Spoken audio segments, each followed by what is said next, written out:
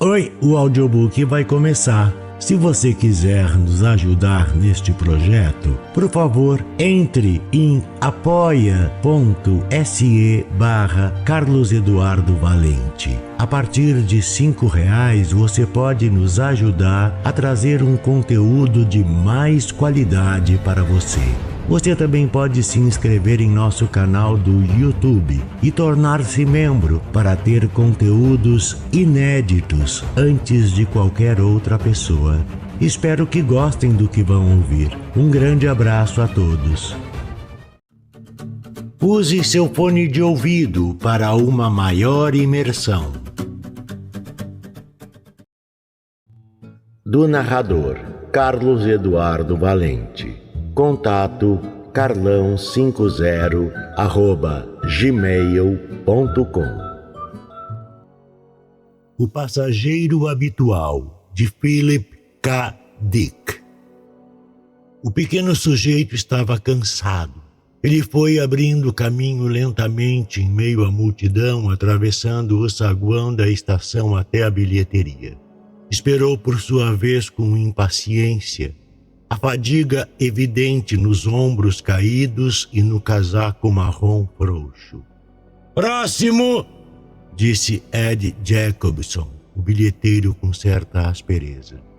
O pequeno sujeito lançou uma nota de $5 no balcão. "Quero um novo talão de bilhete, já gastei todo o anterior."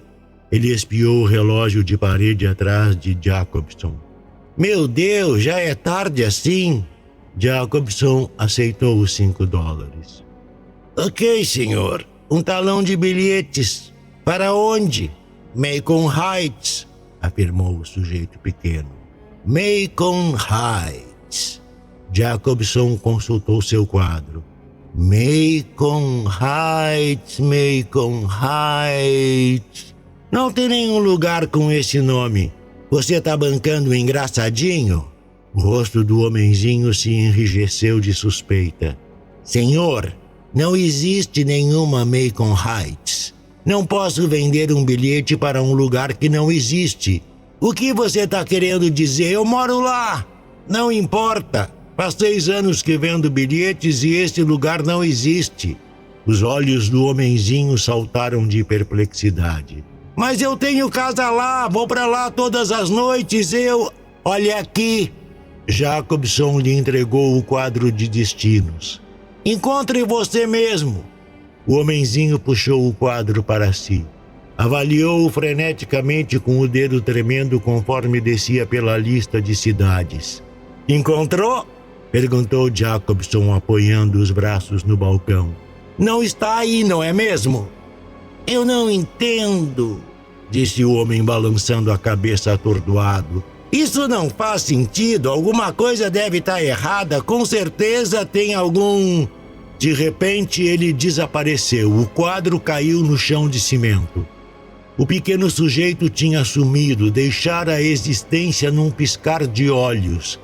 "Uau, pelo espírito de César!" suspirou Jacobson. Sua boca se abriu e se fechou. Havia apenas o quadro sob o chão de cimento. O homenzinho tinha deixado de existir. "Mas e daí?" perguntou Bob Payne. "Eu dei a volta e fui pegar o quadro." "Ele tinha desaparecido mesmo?" "Tinha desaparecido de fato." Jacobson esfregou a testa. "Queria que você estivesse por perto. Sumiu feito uma luz, completamente, sem nenhum som, sem nenhum movimento." Payne acendeu um cigarro, recostando-se em sua cadeira. "Você já o tinha visto antes?" "Não." "A que horas do dia foi isso?" "Agorinha mesmo, por volta das 5. Jacobson seguiu em direção à bilheteria. "Está chegando um monte de gente." "Macon Heights", disse Payne, folheando o guia de cidades do estado. "Nenhuma listagem em nenhum dos registros. Se ele reaparecer, quero falar com ele. Peça que venha ao escritório." "Claro, não quero ter nada a ver com ele. Isso não é natural." Jacobson se virou para a janela. "Sim, senhora. 2 viagens de ida e volta para Leesburg. Payne apagou a bituca de um cigarro e acendeu outro. Continuo tendo a sensação de que já ouvi esse nome antes. Ele se levantou e foi até o mapa de parede. Mas ele não está listado. Não há listagem porque esse lugar não existe, disse Jacobson. Você acha que eu poderia passar os dias aqui vendendo bilhetes e mais bilhetes sem saber disso? Ele se virou de volta para o guichê. Sim, senhor. Eu gostaria de um talão de bilhetes para Macon Heights, disse o pequeno sujeito olhando nervoso para o relógio da parede. E depressa! Jacobson fechou os olhos. Então esperou um pouco com firmeza. Quando abriu os olhos de novo, o pequeno sujeito ainda estava lá. Um rosto pequenino e enrugado, cabelo ralo, óculos, um casaco gasto, meio caído. Jacobson se virou e cruzou o escritório na direção de Payne. Ele está de volta! Jacobson engoliu em seco, o rosto pálido. É ele de novo! Traga-o já para dentro, disse Payne com os olhos cintilando. Jacobson assentiu e voltou para o guichê. Senhor, ele chamou. Você poderia, por favor, entrar aqui? Ele indicou a porta. O vice-presidente gostaria de vê-lo por um instante. O rosto do homenzinho escureceu. O que foi? O trem está quase saindo. Resmungando sob a respiração, ele empurrou a porta e entrou no escritório. Esse tipo de coisa nunca me aconteceu antes. Com certeza está ficando mais difícil comprar um talão de bilhete. Se eu perder o trem, vou responsabilizar a sua empresa. Sente-se, disse Payne, inclinando a cadeira em frente à sua mesa. Você é o homem que quer um talão de bilhetes para Macon Heights. Tem algo estranho nisso? Qual o problema de vocês? Por que não podem me vender um talão de bilhetes como sempre fazem? Como assim, como sempre fazemos? O homenzinho se conteve com grande esforço. Em dezembro, minha mulher e eu nos mudamos para Macon Heights. Pego o trem de vocês 10 vezes por semana, 2 vezes por dia há 6 meses. Todo mês eu compro um novo talão de bilhetes. Payne se inclinou na direção dele. Qual dos nossos trens exatamente você pega, senhor? Critchett, Ernest Critchett. Pego a linha B. Vocês não conhecem os próprios horários? A linha B? Payne consultou uma tabela da linha B percorrendo-a com um lápis. Não havia nenhuma Macon Heights listada ali. Quanto tempo dura a viagem? Quanto tempo demora? Exatamente 49 minutos. Critchett olhou para cima na direção do relógio de parede. Se é que eu vou conseguir pegá-lo. Payne calculou mentalmente. Eram 49 minutos, cerca de 50 quilômetros da cidade. Ele se levantou e cruzou a sala até o grande mapa que ficava na parede. Qual o problema? Perguntou Critchett com visível desconfiança. Payne desenhou um círculo de 50 quilômetros no mapa. O círculo passava por uma série de cidades, mas nenhuma delas era Macon Heights. E na linha B não havia absolutamente nada naquele raio. Que tipo de lugar é Macon Heights? Questionou Payne. Quantas pessoas você diria que vivem lá? Não sei, talvez umas 5.000. Passo a maior parte do meu tempo na cidade, sou contador da Bradshaw Seguros.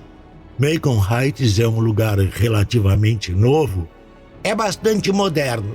Temos uma pequena casa de 2 quartos, construída há alguns anos atrás. Critchett se mexeu irrequieto. E cadê meu talão de bilhetes? Temo que eu não possa, disse Payne lentamente.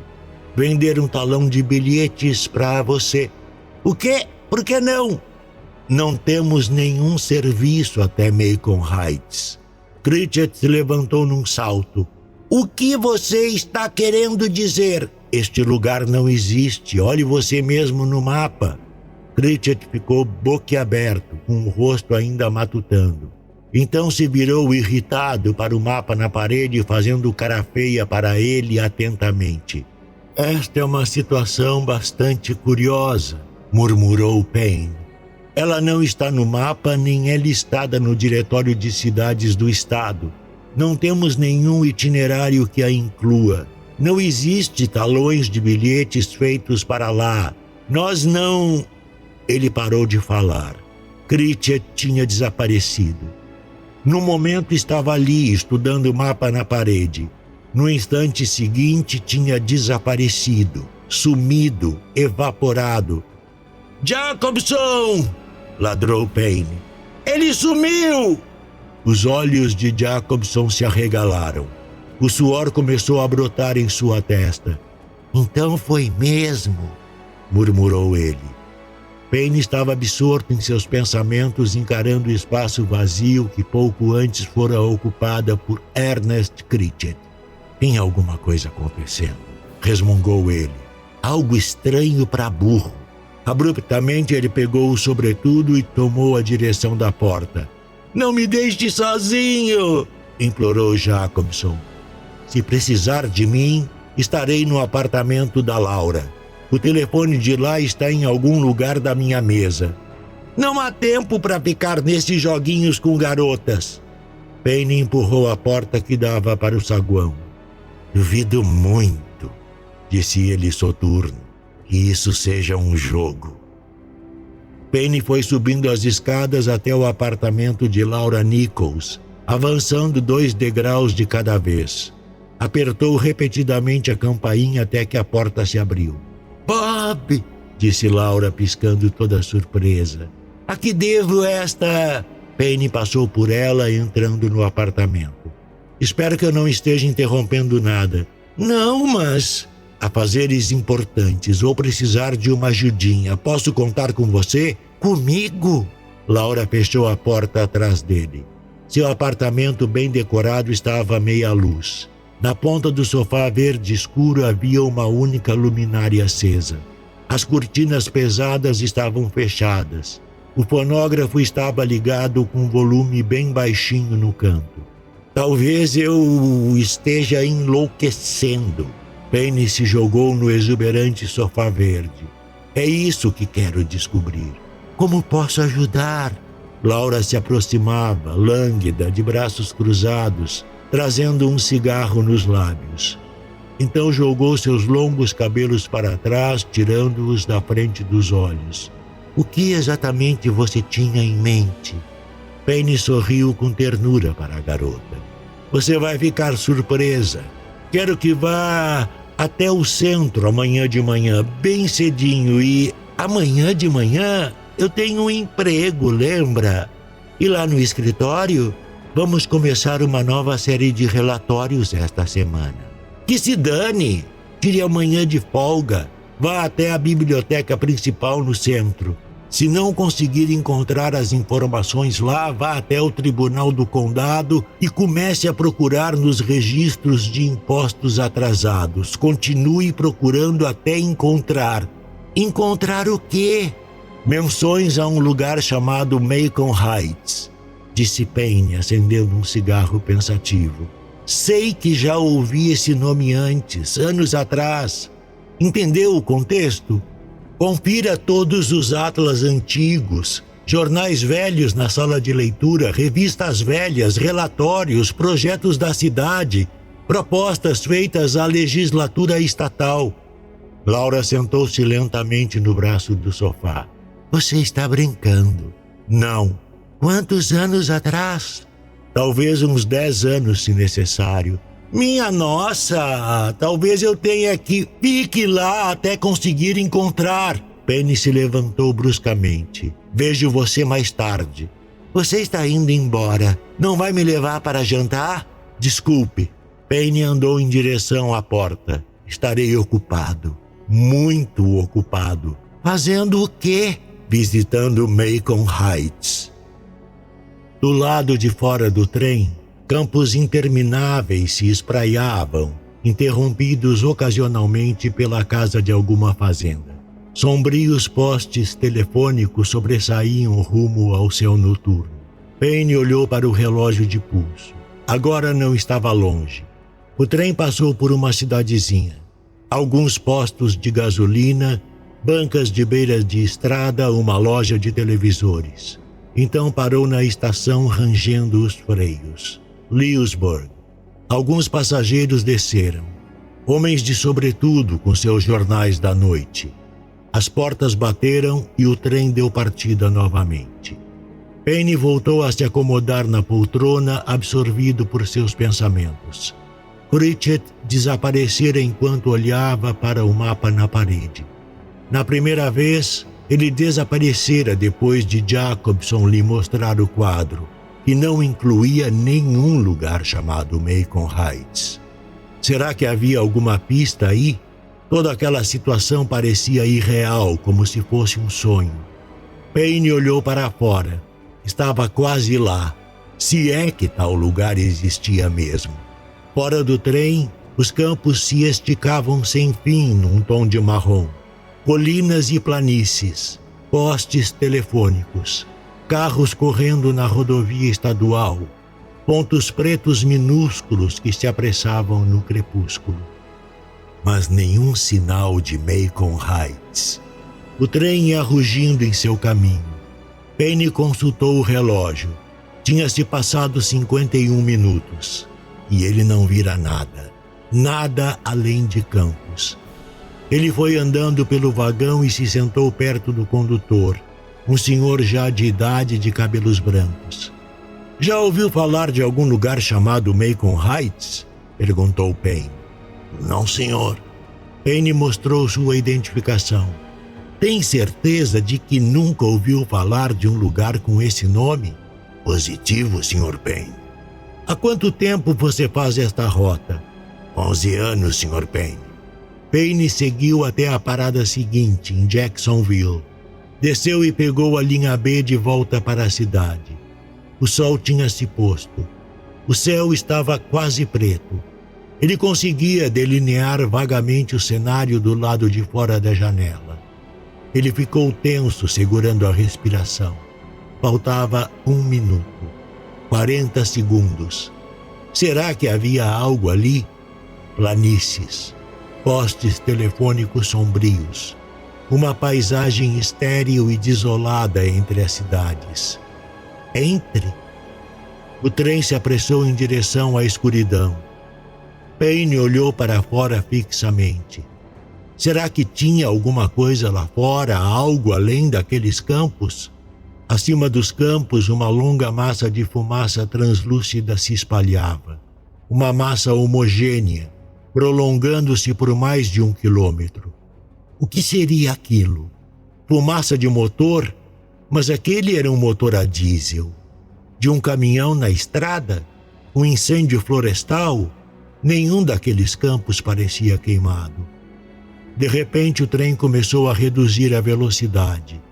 Instantaneamente, Payne ficou alerta.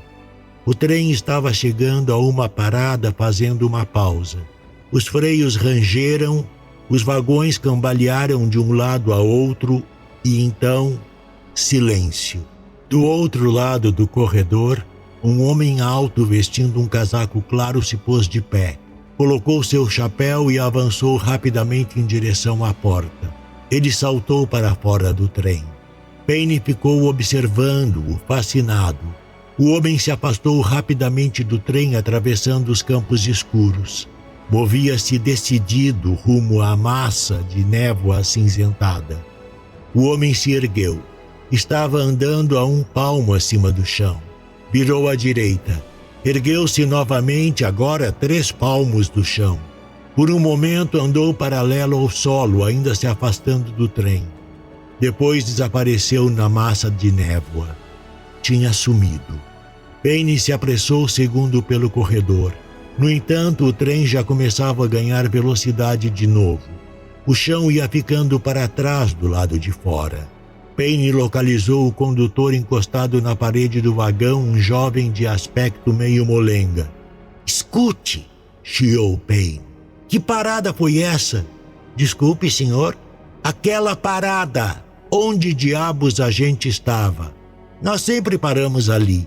Lentamente o condutor pegou seu casaco e tirou do bolso um punhado de itinerários. Em seguida, conferiu todos eles e passou um para Payne. A linha B sempre para em Macon Heights. Você não sabia disso? Não. Está no itinerário. O jovem ergueu sua revista Pulp novamente. Sempre para ali, sempre parou, sempre vai parar. Payne torceu o itinerário, abrindo. Era verdade. Macon Heights estava listada entre Jacksonville e Lewisburg, exatamente a 50 quilômetros da cidade. A nuvem de névoa acinzentada, aquela ampla nuvem que ganhava forma rapidamente como se algo estivesse ganhando existência. Na verdade, algo estava ganhando existência. Macon Heights. Ele encontrou Laura no apartamento dela na manhã seguinte. Estava sentada à mesa de centro, vestindo uma blusa rosa claro e calças escuras. Perto dela havia uma pilha de anotações, um lápis, uma borracha e um leite maltado. Como foram as coisas? Perguntou Payne. Tranquilo, consegui a sua informação. Qual é a história? Tinha bastante material. Ela jogou sobre a mesa um maço de anotações alinhando-as. Eu reuni as partes mais importantes para você. Vamos ao resumo. Há 7 anos, neste mês de agosto, o Conselho de Supervisores do Condado votou para que 3 novos territórios suburbanos de moradia fossem estabelecidos fora da cidade. Macon Heights era um deles. Houve um grande debate. A maioria dos comerciantes da cidade se opôs a esses novos territórios. Diziam que eles atrairiam muitos varejistas para fora da cidade. Continue. Houve uma longa briga. Finalmente, 2 dos 3 territórios foram aprovados, Waterville e Cedar Groves, mas não Macon Heights. Entendi, murmurou Payne pensativo. Macon Heights foi derrotado. Um acordo. 2 territórios em vez de 3. Esses 2 foram construídos logo em seguida. Você sabe, passamos por Waterville uma tarde dessas, um lugarzinho simpático. Mas nada de Macon Heights. Não, abriram mão de Macon Heights. Payne esfregou o queixo. Então essa é a história. Essa é a história. Você percebe que eu perdi meio dia de salário por causa disso? Você precisa me levar para sair hoje à noite. Talvez eu deva arrumar outro cara. Estou começando a achar que você não é lá uma aposta muito boa. 7 anos atrás. Payne acenou com a cabeça distraidamente. De uma só vez, um pensamento lhe ocorreu. A votação! Quanto faltou na votação para Macon Heights? Laura consultou suas anotações. O projeto foi derrotado por um único voto. Um único voto. 7 anos atrás. Payne foi andando em direção ao corredor. Obrigado, querida. As coisas estão começando a fazer sentido. Muito sentido. Ele pegou o táxi em frente ao prédio. O táxi atravessou a cidade correndo, levando-o até a estação de trem. Do lado de fora, placas e ruas deixavam seus rastros. Pessoas e lojas e carros. O palpite dele estava correto. Ele tinha ouvido aquele nome antes. 7 anos antes. Um debate implacável no condado sobre uma proposta de território suburbano. 2 cidades aprovadas, a terceira derrotada e esquecida. Mas agora a cidade esquecida estava ganhando existência. 7 anos depois. A cidade e uma fatia indeterminada de realidade junto com ela. Por quê? Será que algo tinha mudado no passado? Será que teria havido uma alteração no contínuo do passado? Aquela parecia ser a explicação. A votação fora acirrada. Macon Heights quase tinha sido aprovada. Talvez algumas partes do passado estivessem instáveis. Talvez aquele período em particular, 7 anos antes, tivesse sido crítico. Talvez ela nunca tivesse se consolidado completamente. Um pensamento esquisito. O passado havia mudado depois de já ter acontecido. De repente, os olhos de Penny focaram. Ele se sentou rapidamente. Do outro lado da rua tinha uma placa de loja bem no meio da quadra, em cima de um estabelecimento pequeno, inconspícuo. Conforme o táxi seguia em frente, Penny espiava. Bradshaw Seguros, ou tabelião público. Ele refletiu. O local de trabalho de Critchett. Será que isso também fora e voltara? Será que sempre estivera ali? Algo naquele lugar lhe causava desconforto. Acelere! Penny ordenou ao motorista. Vamos indo!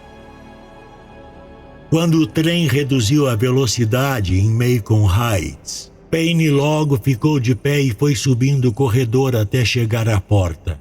As rodas que rangiam foram se sacudindo até parar, e Penny saltou na lateral quente de cascalho. Ele olhou à sua volta. Sob a luz do sol da tarde, Macon Heights cintilava e efervescia, com suas fileiras de casas uniformes se esticando em todas as direções. No centro da cidade, um letreiro de teatro se erguia. Tinha até teatro. Penny atravessou os trilhos na direção da cidade. Para além da estação havia um estacionamento. Ele entrou no terreno e o atravessou, seguindo um caminho que passava por um posto de gasolina até dar na calçada. Ele chegou à rua principal da cidade. Uma fila dupla de lojas se alongava diante dele. Uma loja de equipamentos, 2 farmácias, uma loja de miudezas, uma moderna loja de departamentos. Penny seguiu passeando de mãos nos bolsos, observando os arredores em Macon Heights. Um prédio residencial parecia se impor alto e gordo. Um zelador estava lavando os degraus da entrada. Tudo parecia novo e moderno. As casas, as lojas, as ruas e calçadas, os parquímetros. Um policial de uniforme marrom multava um carro. Árvores que cresciam em intervalos regulares, habilmente podadas e aparadas. Ele passou por um grande supermercado. Do lado de fora, em frente, havia um cesto de frutas com laranjas e uvas. Ele pegou uma uva e deu uma mordida. A uva era real de fato. Uma grande uva da casta Concord, bem escura, doce e madura. No entanto, 24 horas antes não havia nada ali além de um campo infértil.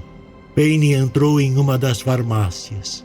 Ele folheou algumas revistas e depois se sentou ao balcão. Pediu uma xícara de café para a pequenina garçonete de bochechas avermelhadas. Esta cidade é agradável, disse Penny quando ela lhe trouxe o café. É mesmo, não é? Penny hesitou. Faz quanto tempo que você trabalha aqui? 3 meses. 3 meses? Penny ficou avaliando aquela loirinha robusta. Você vive aqui em Macon Heights? Ah, sim. Faz quanto tempo? Faz poucos anos, acho. Ela respondeu, então se afastou para atender um jovem soldado que ocupara uma banqueta na outra ponta do balcão. Penny ficou sentado, tomando seu café e fumando, observando ociosamente as pessoas que passavam do lado de fora. Pessoas comuns. Homens e mulheres, principalmente mulheres. Algumas carregavam sacolas de compras e carrinhos de feira. Automóveis passavam lentamente para lá e para cá. Aquela era uma cidadezinha suburbana bem pacata, de classe média alta. Uma cidade ótima, sem favelas por ali. Casas pequenas e atraentes. Lojas com um pequeno gramado na frente e seus letreiros de neon. Alguns jovens estudantes irromperam farmácia adentro, rindo e tropeçando uns nos outros. 2 garotas com blusas coloridas se sentaram perto de Payne e pediram limonadas. Elas conversavam alegremente e trechos da conversa flutuavam em direção a ele. Ele olhou para as garotas, refletindo melancolicamente. Elas eram mesmo reais. De batom vermelho e unhas da mão da mesma cor. Blusas e braços carregados de livros escolares. Centenas de jovens estudantes que se amontoavam avidamente na farmácia. Payne esfregou a própria testa exaustivamente. Aquilo não parecia possível.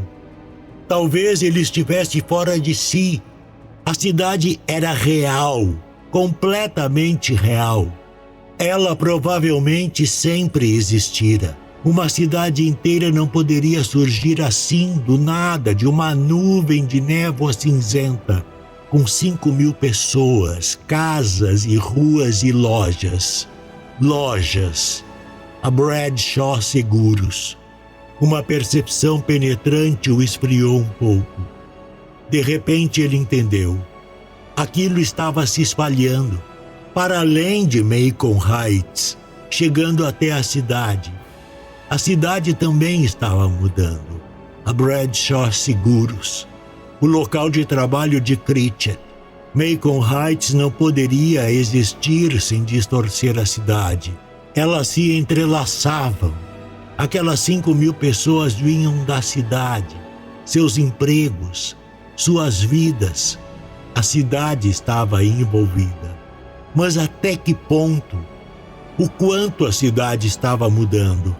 Payne jogou uma moeda no balcão e saiu apressado da farmácia rumo à estação de trem. Ele precisava voltar à cidade.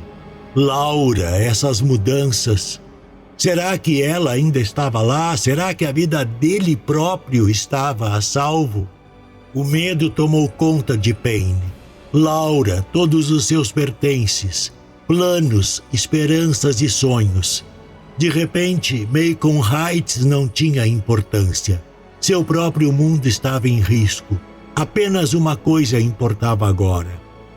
Ele tinha que se certificar disso. Garantir que a própria vida ainda estava lá, intocada pelo círculo abrangente de mudança que se propagava a partir de Macon Heights. "Para onde, camarada?" perguntou o taxista quando Payne apareceu após sair correndo da estação de trem. Payne deu a ele o endereço do apartamento. O táxi partiu, zunindo pelo trânsito. Payne se recostou agitadamente. Do lado de fora da janela, as ruas e prédios comerciais iam ficando para trás. Trabalhadores de colarinho branco já começavam a sair do trabalho, e enxurradas que tomavam as calçadas e se amontoavam em cada esquina. O quanto as coisas haviam mudado, quanto! Ele se concentrou numa fileira de prédios, a grande loja de departamentos. Será que aquilo sempre estivera ali? A lojinha de engraxates logo ao lado. Ele nunca tinha reparado naquilo antes. Norris Móveis Domésticos. Ele não se lembrava daquilo. Como poderia ter certeza? Sentiu-se confuso. Como poderia distinguir? O táxi o deixou em frente ao apartamento. Payne ficou parado ali por um momento, olhando em volta. Descendo no final do quarteirão, o proprietário da delicatessen italiana abria seu toldo. Será que ele já tinha visto uma delicatessen ali antes? Não conseguia se lembrar. O que teria acontecido com o grande açougue do outro lado da rua? Não havia nada além de casinhas bem arrumadas, casas mais antigas que pareciam estar ali há muito tempo. Será que já houvera um açougue ali? As casas pareciam sólidas. No próximo quarteirão, o poste listrado do barbeiro reluzia. Será que sempre houvera um barbeiro ali? Talvez ele sempre estivesse estado ali. Ou talvez não. Tudo estava mudando. Novas coisas ganhavam existência. Outras desapareciam. O passado estava se alterando e a memória estava vinculada ao passado. Como ele poderia confiar em sua memória? Como poderia ter certeza? O terror tomou conta de Payne. Laura, o mundo dele. Payne subiu correndo os degraus da entrada e empurrou a porta do prédio. Disparou pelas escadas acarpetadas até o segundo andar. A porta do apartamento não estava trancada. Ele a abriu e entrou, com o coração na boca, rezando em silêncio. A sala estava escura e silenciosa. As persianas fechadas pela metade. Ele olhou em volta desempregadamente. Viu o sofá azul claro com algumas revistas sobre o braço. A mesa de centro de carvalho de um tom bem claro. O televisor. O cômodo, no entanto, estava vazio. Laura, suspirou ele. Laura veio da cozinha de olhos arregalados, alarmados. Bob, o que você está fazendo em casa? Tem algum problema? Payne relaxou, fraquejando de alívio. Olá, querida.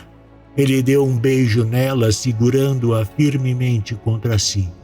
Ela era cálida e substanciosa, totalmente real. Não tem nada de errado. Está tudo bem. Você tem certeza? Tenho sim. Trêmulo, Payne tirou o casaco e o deixou no encosto do sofá. Depois ficou andando pela sala, examinando as coisas, recobrando sua confiança. Aquele sofá azul, tão familiar, com queimaduras de cigarros nos braços. O banquinho esfarrapado de apoiar os pés. A mesa onde costumava trabalhar à noite. Suas varas de pesca encostadas na parede atrás da estante de livros. A grande televisão que ele só conseguira comprar no mês anterior. Isso também estava a salvo. Todas as coisas, tudo que ele tinha estava intocado, seguro, ileso. O jantar só vai ficar pronto daqui a meia hora, murmurou Laura com certa ansiedade, tirando seu avental. Eu não esperava que você fosse chegar tão cedo. Fiquei de bobeira o dia todo, mas limpei o forno. Um vendedor deixou uma amostra de um produto novo.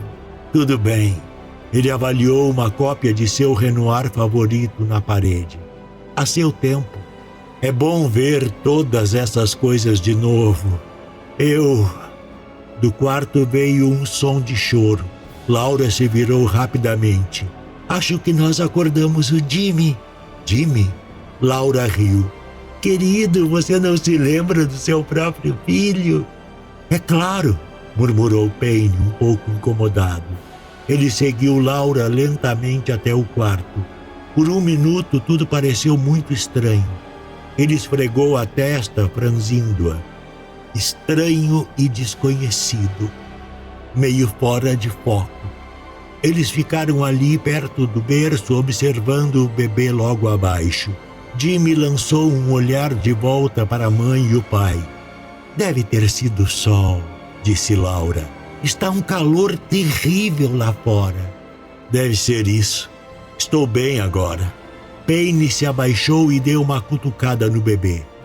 Depois, colocou o braço em volta da esposa, dando-lhe um abraço apertado. Deve ter sido o sol, disse ele. Ele olhou para baixo, bem nos olhos dela, e sorriu.